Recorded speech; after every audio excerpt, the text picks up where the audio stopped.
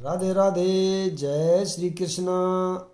आज मैं श्रीमद् भागवत गीता का अध्याय नंबर 8 को पढ़ रहा हूँ। इसके अंदर अर्जुन ने श्री कृष्ण भगवान को कहा, ब्रह्मा क्या है। इसके बारे में श्री कृष्ण अर्जुन को बता रहे हैं ब्रह्मा क्या है। अर्जुन ने कहा, हे भगवान, हे पुरुषोत्तम, ब्रह्मा क्या है, आत्मा क्या है, काम कर्म क्या है, यह भौतिक जगत क्या है तथा देवता क्या है। कृपा करके यह सब मुझे बताएं। इस अध्याय में भगवान कृष्ण अर्जुन के द्वारा पूछे गए ब्रह्मा क्या है आदि प्रश्नों का उत्तर देते हैं। भगवान कर्म, भक्ति तथा योग और शुद्ध भक्ति की भी व्याख्या करते हैं। श्रीमद् भागवत में कहा गया है कि परम सत्य ब्रह्मा परमात्मा तथा भगवान के नाम से जाना जाता है।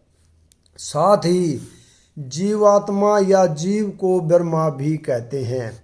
अर्जुन आत्मा के विषय में भी पूछता है, जिससे शरीर, आत्मा तथा मन का बोध होता है। वैदिक कोश के अनुसार आत्मा का अर्थ है मन, आत्मा शरीर तथा इंद्रियां भी होता है। अर्जुन ने परमेश्वर को पुरुषोत्तम या परम पुरुष कहकर संबोधित किया है, जिसका अर्थ यह होता है कि वह ये सारे प्रश्न अपने एक मित्र से नहीं अपितु परम पुरुष से उन्हें प्रमाण मानकर पूछ रहा था, जो निश्चिंत उत्तर दे सकते थे। हे मधुसूदन, यज्ञ का स्वामी कौन है और वह शरीर में कैसे रहता है, और मृत्यु के समय भक्ति में लगे रहने वाले आपको कैसे जान पाते हैं। अधियज्ञ का तात्पर्य इंद्र या विष्णु हो सकता है। विष्णु समस्त देवताओं में, जिनमें ब्रह्मा तथा शिव सम्मिलित हैं, प्रधान देवता है, और इंद्र प्रशासक देवताओं में प्रधान है। इंद्र तथा विष्णु दोनों की पूजा यज्ञ द्वारा की जाती है, किंतु अर्जुन प्रश्न करता है कि वस्तुतः यज्ञ का स्वामी कौन है और भगवान किस तरह जीव के शरीर के भीतर निवास करते हैं। अर्जुन ने भगवान को मधुसूदन कहकर संबोधित किया, क्योंकि कृष्ण ने एक बार मधु नामक असुर का वध किया था। वस्तुतः ये सारे प्रश्न जो शंका के रूप में हैं, अर्जुन के मन में नहीं उठने चाहिए थे, क्योंकि अर्जुन एक कृष्ण भावना भावित भक्त था। अतः ये सारी शंकाएं असुरों के सदृश हैं। चूंकि कृष्ण असुरों के मारने में सिद्धहस्त थे, अतः अर्जुन उन्हें मधुसूदन कहकर संबोधित करता है, जिससे कृष्ण उसके मन में उठने वाली समस्त आसुरी शंकाओं को नष्ट कर दे। इस श्लोक में पारायण काले शब्द भी अत्यंत महत्वपूर्ण है, क्योंकि अपने जीवन में हम जो भी करते हैं उसकी परीक्षा मृत्यु के समय होनी है। अर्जुन उन लोगों के विषय में जो निरंतर कृष्ण भावनामृत में लगे रहते हैं, यह जानने के लिए अत्यंत इच्छुक है कि अंत समय उनकी क्या दशा होगी। मृत्यु के समय शरीर के सारे कार्य रुक जाते हैं और मन की सही दशा में नहीं रहता। इस प्रकार शारीरिक स्थिति बिगड़ जाने से हो सकता है कि मनुष्य परमेश्वर का स्मरण न कर सके। परम भक्त महाराज कुलशेखर प्रार्थना करते हैं कि हे भगवान, इस समय मैं पूर्ण स्वस्थ हूँ। अच्छा हो कि मेरी मृत्यु इसी समय हो जाए, जिससे मेरा मन रूपी हंस आपके चरण कमलों रूपी नाल के भीतर प्रविष्ट कर सके। यह रूपक इसलिए प्रयुक्त किया गया है क्योंकि हंस, जो एक जल पक्षी है, वह कमल के पुष्पों को कुतरने में आनंद का अनुभव करता है। इस तरह वह कमल पुष्प के भीतर प्रवेश करना चाहता है। महाराज कुलशेखर भगवान से कहते हैं, इस समय मेरा मन स्वस्थ है और मैं भी पूरी तरह स्वस्थ हूँ। यदि मैं आपके चरण कमलों का चिंतन करते हुए तुरंत मर जाऊं तो मुझे विश्वास है कि आपके प्रति मेरी भक्ति पूर्ण हो जाएगी। किंतु यदि मुझे अपनी सहज मृत्यु की प्रतीक्षा करनी पड़े तो मैं नहीं जानता कि क्या होगा, क्योंकि उस समय मेरा शरीर कार्य करना बंद कर देगा, मेरा गला रुद्ध जाएगा और मुझे पता नहीं कि मैं आपके नाम का जप कर पाऊंगा या नहीं। अच्छा यही होगा कि मुझे तुरंत मर जाने दें। अर्जुन प्रश्न करता है कि ऐसे समय मनुष्य किस तरह कृष्ण के चरण कमलों में अपने मन को शिथिल कर सकता है। भगवान ने कहा, अविनाशी और दिव्य जीव ब्रह्मा कहलाता है और उसका नित्य स्वभाव अध्याय या आत्म कहलाता है। जीवों के भीतर शरीर से संबंधित गतिविधि कर्म या सकाम कर्म कहलाती है। ब्रह्मा अविनाशी तथा नित्य है और इसका विधान कभी भी नहीं बदलता, किंतु ब्रह्मा से भी परे परम ब्रह्मा होता है। ब्रह्मा का अर्थ है जीव तथा परम ब्रह्मा। जीव तथा परम ब्रह्मा का अर्थ है भगवान है। जीव का स्वरूप भौतिक जगत में उसकी स्थिति से भिन्न होता है।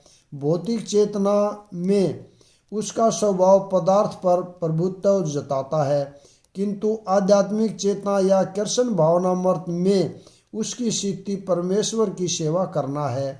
जब जीव भौतिक चेतना में होता है तो उसे इस संसार में विभिन्न प्रकार के शरीर धारण करने पड़ते हैं। यह भौतिक चेतना के कारण कर्म अथवा विविध सृष्टि कहलाता है। वैदिक साहित्य में जीव को जीवात्मा तथा ब्रह्मा कहा जाता है, किंतु उसे कभी पर ब्रह्मा नहीं कहा जाता। जीवात्मा विभिन्न स्थितियां ग्रहण करता है। कभी वह अंधकार पूर्ण भौतिक प्रकृति से मिल जाता है और पदार्थ को अपना स्वरूप मान लेता है, तो कभी वह परा आध्यात्मिक प्रकृति के साथ मिल जाता है, इसलिए वह परमेश्वर की तटस्थ शक्ति कहलाता है। भौतिक या आध्यात्मिक प्रकृति के साथ अपनी पहचान के अनुसार ही उसे भौतिक या आध्यात्मिक शरीर प्राप्त होता है। भौतिक प्रकृति में वह 84 लाख योनियों में से कोई भी शरीर धारण कर सकता है, किंतु आध्यात्मिक प्रकृति में उसका एक ही शरीर होता है। भौतिक प्रकृति में वह अपने कर्म के अनुसार कभी मनुष्य रूप में प्रकट होता है तो कभी देवता, पशु, पक्षी आदि के रूप में प्रकट होता है। स्वर्गलोक में इसकी प्राप्ति तथा वहाँ का सुख भोगने की इच्छा से वह कभी कभी यज्ञ संपन्न करता है, किंतु जब उसका पुण्य क्षीण हो जाता है तो वह पुण्य मनुष्य रूप में पृथ्वी पर वापस आ जाता है। यह प्रक्रिया कर्म कहलाती है।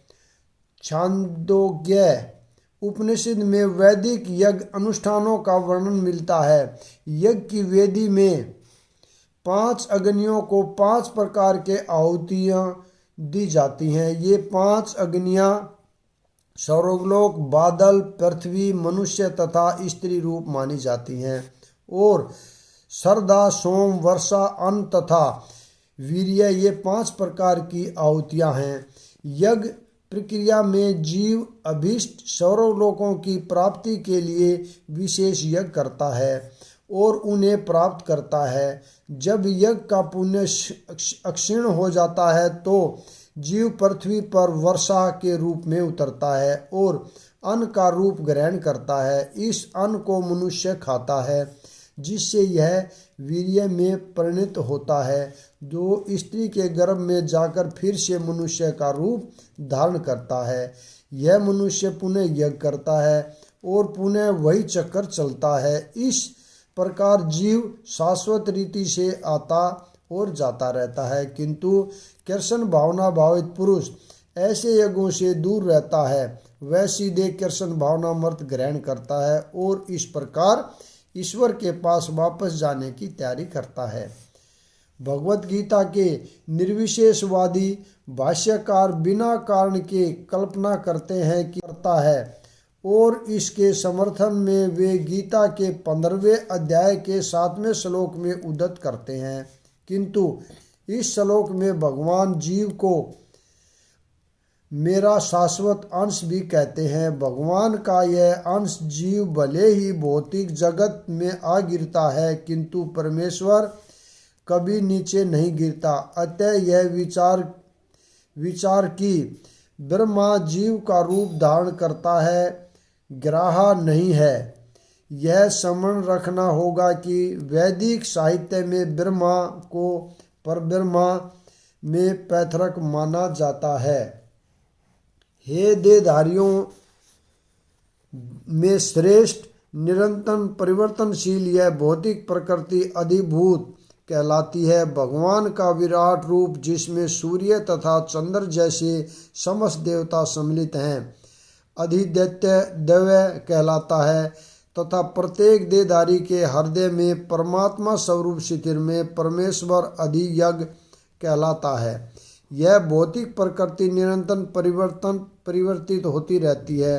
सामान्यतः भौतिक शरीरों को 6 अवस्थाओं से निकलना होता है। वे उत्पन्न होते हैं, बढ़ते हैं, कुछ काल तक रहते हैं, कुछ गौण पदार्थ उत्पन्न करते हैं, अक्षीण होते हैं और अंत में विलुप्त हो जाते हैं। यह भौतिक प्रकृति अधिभूत कहलाती है। यह किसी निश्चित समय में उत्पन्न की जाती है और किसी निश्चित समय में विनष्ट कर दी जाती है।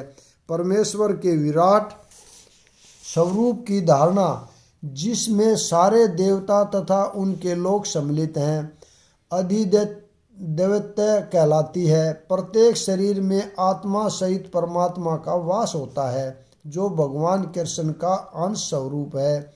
यह परमात्मा अधियज्ञ कहलाता है और हृदय में स्थित होता है। इस श्लोक के प्रसंग में एवं शब्द अत्यंत महत्वपूर्ण है क्योंकि इसके द्वारा भगवान बल देकर कहते हैं कि परमात्मा उनसे भिन्न नहीं है।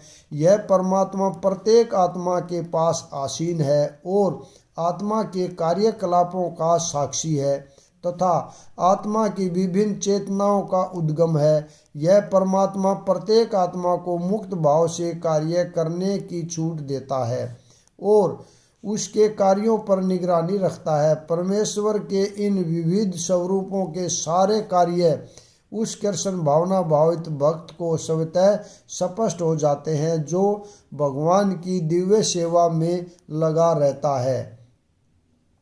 अधिदैवत्य नामक भगवान के विराट स्वरूप को चिंतन उन नवदीक्षितों के लिए दिया जाता है कि वे उस विराट स्वरूप का चिंतन करें जिसके 5 अधोलोक हैं, जिसके नेत्र सूर्य तथा चंद्र है और जिसका सिर उच्च लोक है। और जीवन के अंत में जो केवल मेरा स्मरण करते हुए शरीर का त्याग करता है वह तुरंत मेरे स्वभाव को प्राप्त करता है। इसमें रंच मात्र भी संदेह नहीं है।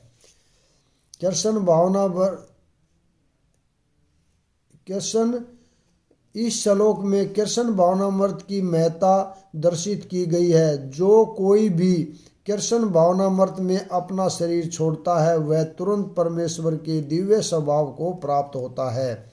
परमेश्वर शुद्धता शुद्ध है, अतः जो व्यक्ति कृष्ण भावना भावित होता है वह भी शुद्धता शुद्ध होता है। स्मरण शब्द महत्वपूर्ण है। श्री कृष्ण का स्मरण उस अशुद्ध जीव से नहीं हो सकता जिसने भक्ति में रहकर कृष्ण भावनामृत का अभ्यास नहीं किया। अतः मनुष्य को चाहिए कि जीवन के प्रारंभ से ही कृष्ण भावनामृत का अभ्यास करे। यदि जीवन के अंत में सफलता वांछनीय है तो कृष्ण का स्मरण करना अनिवार्य है। अतः मनुष्य को निरंतर हरे कृष्ण कृष्ण कृष्ण हरे हरे, हरे राम राम राम हरे हरे इस महामंत्र का जप करना चाहिए।